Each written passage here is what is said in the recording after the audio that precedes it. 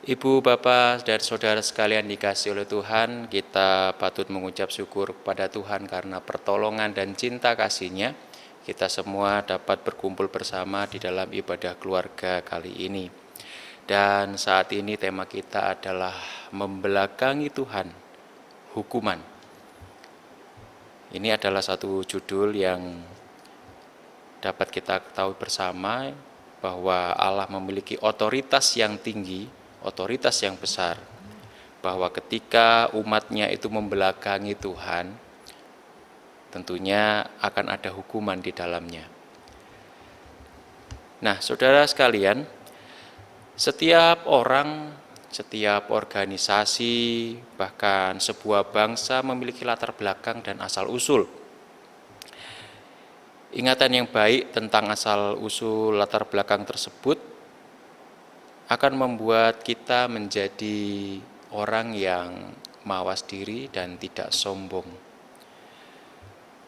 Ia akan menganggap bahwa semua pencapaian dalam suatu kehidupan dan perjalanan kehidupannya itu bukan karena dirinya sendiri, tetapi ada pribadi lain di belakangnya yang mendukung dia untuk menjadi yang sekarang. Nah, pribadi-pribadi itu tentunya yang terdekat adalah keluarga. Berikutnya mungkin teman-teman ataupun juga atasan, ya, atau mungkin orang lain. Bahkan yang ada dan yang disadari adalah Tuhan di atas semua perjalanan hidup seseorang. Dan hal ini ternyata berkaitan erat dengan bagaimana orang tersebut menjalani hidupnya. Jadi cara hidupnya seperti apa? Orang akan naik turun dalam kehidupannya. Terkadang dia harus menjalani kehidupan yang enak, kehidupan yang menyenangkan, kehidupan yang penuh dengan damai sejahtera.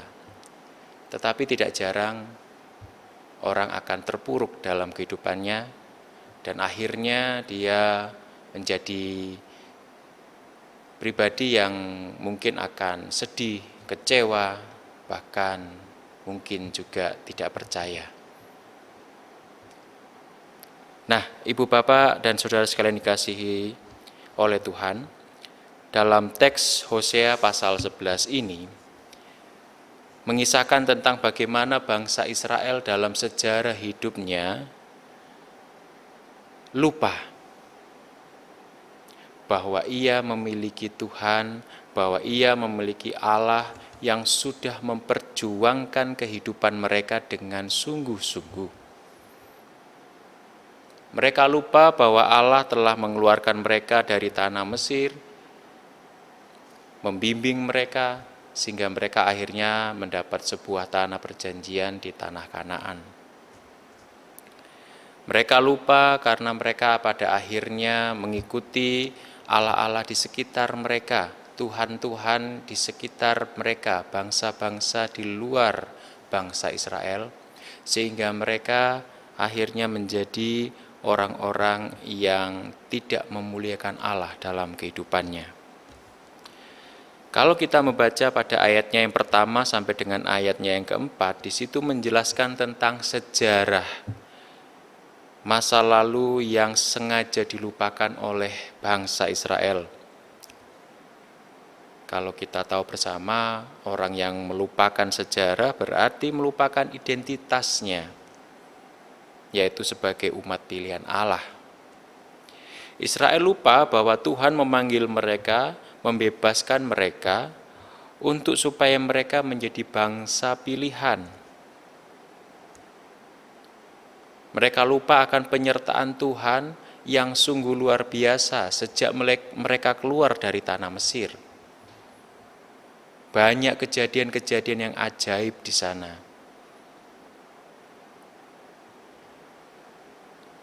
Dan yang terpenting adalah ketika mereka itu berada pada posisi yang krisis di antara pasukan kereta Mesir dan Laut Teberau. penyertaan Allah sungguh luar biasa karena Allah mampu membebaskan mereka. Walaupun yang dilihat secara nyata oleh mata adalah Nabi Musa yang membelah lautan tersebut. Tetapi Allah lah yang melakukan semuanya. Di ayatnya yang kelima sampai yang ketujuh ini merupakan sikap dari tindakan Tuhan terhadap pembangkangan bangsa Israel.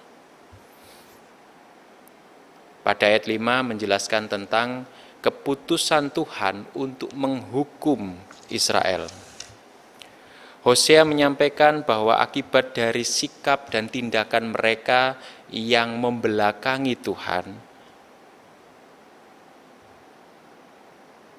mereka akan mendapatkan suatu hukuman dari Tuhan. Mereka tidak mau bertobat dan mereka memiliki kekerasan hati sehingga mereka melupakan Tuhan yang sudah membebaskan mereka dan yang sudah mengangkat mereka menjadi bangsa pilihan. Kalau kita perhatikan di sana dalam ayatnya yang kelima bahwa mereka akan kembali kepada Mesir. Pada waktu itu Mesir sudah tidak lagi berkuasa, tetapi Asyur yang menjadi kerajaan adikuasa pada waktu itu.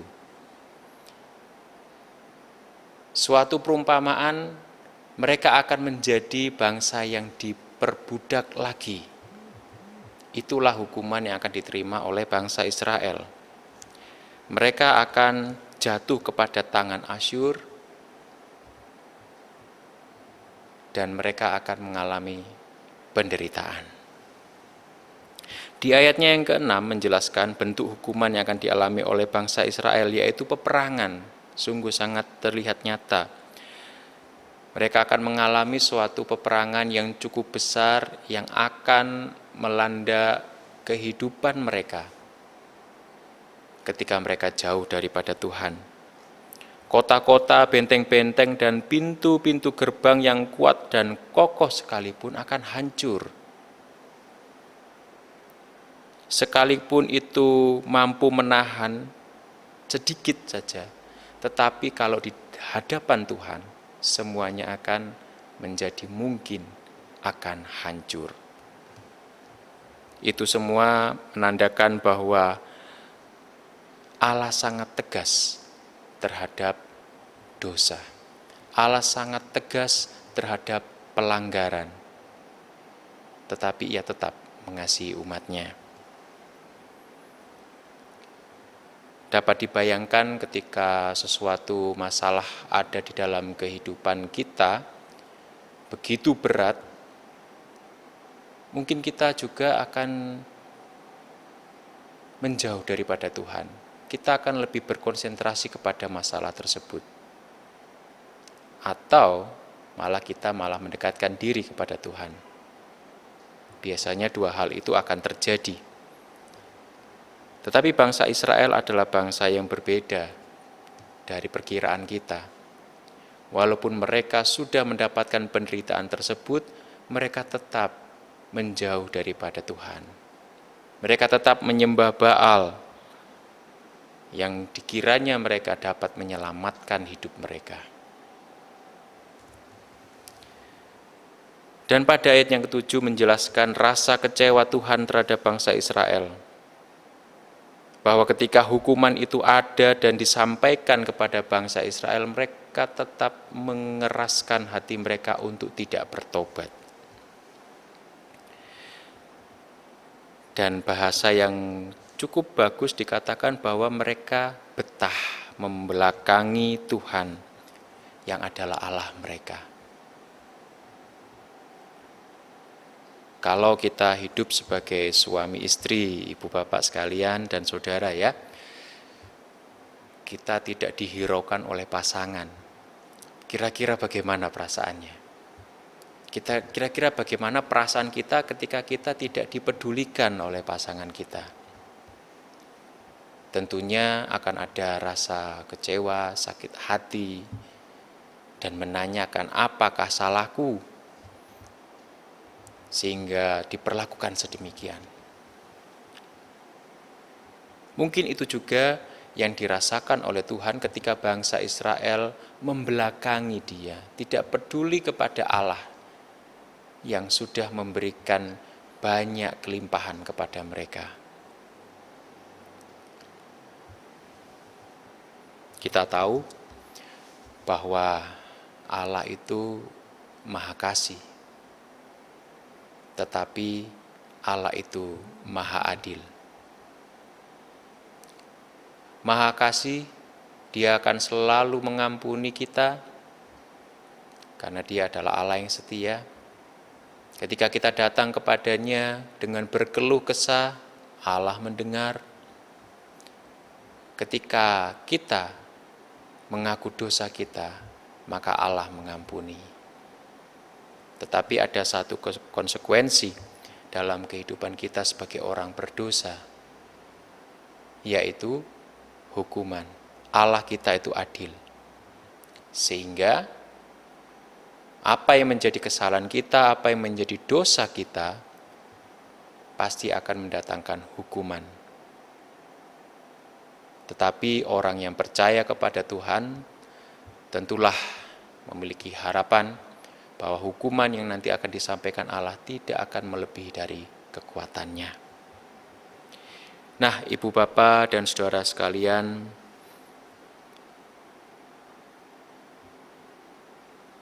menanggapi renungan kita pada hari ini, ketika kita menghadapi suatu pencobaan atau pergumulan hidup, apakah yang dapat kita lakukan? Apakah kita akan pergi mencari kekuatan-kekuatan yang lain, atau kita datang kepada Allah?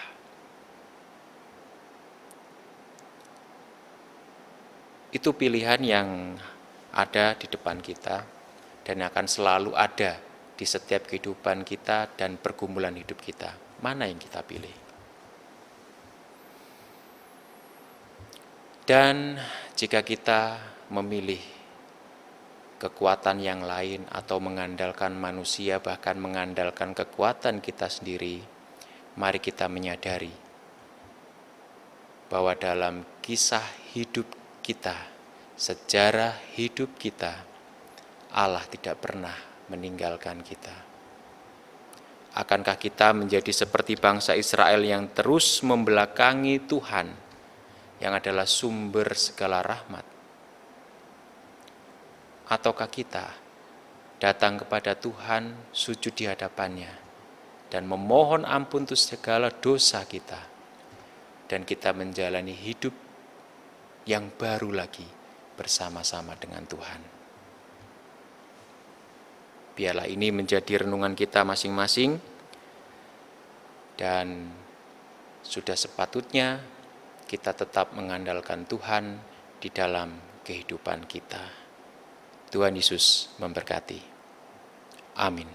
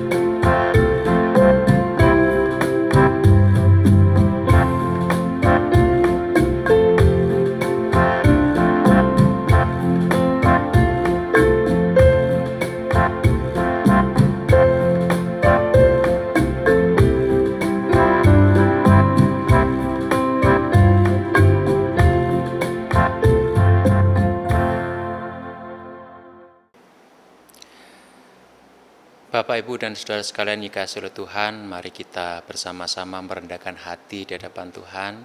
Kita masuk di dalam doa syafaat. Mari kita berdoa.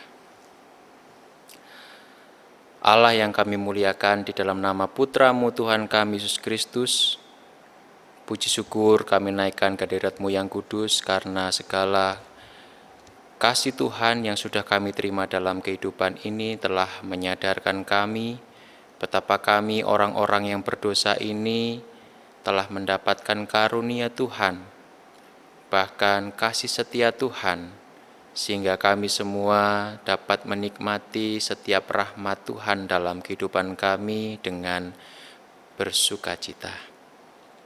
Saat ini kami datang bersama di hadirat-Mu yang kudus untuk bersama-sama menaikkan pokok-pokok doa kami di dalam syafaat ini. Kami berdoa untuk pemerintah, bangsa dan negara Indonesia yang telah Engkau tunjuk untuk dapat memimpin bangsa ini. Tuhan, kami mohon Engkau memberikan hikmat kepada mereka, agar mereka dapat menjalankan tugas-tugas mereka dengan penuh tanggung jawab, dan mereka dapat mensejahterakan kehidupan bangsa dan negara ini, tentunya karena mereka sendiri memiliki tanggung jawab yang besar dalam kehidupan mereka. Mereka adalah umat yang lemah, sama seperti kami ya Tuhan, karena memang kami lemah di hadapan-Mu. Oleh karena itu kiranya Tuhan memberikan kekuatan kepada mereka agar dapat memimpin bangsa ini dengan lebih baik,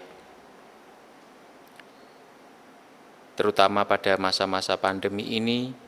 Kiranya pemerintah mampu untuk memberikan rasa aman dan ketenangan kepada seluruh bangsa dan negara ini, sehingga kami semua dalam keadaan yang terkendali.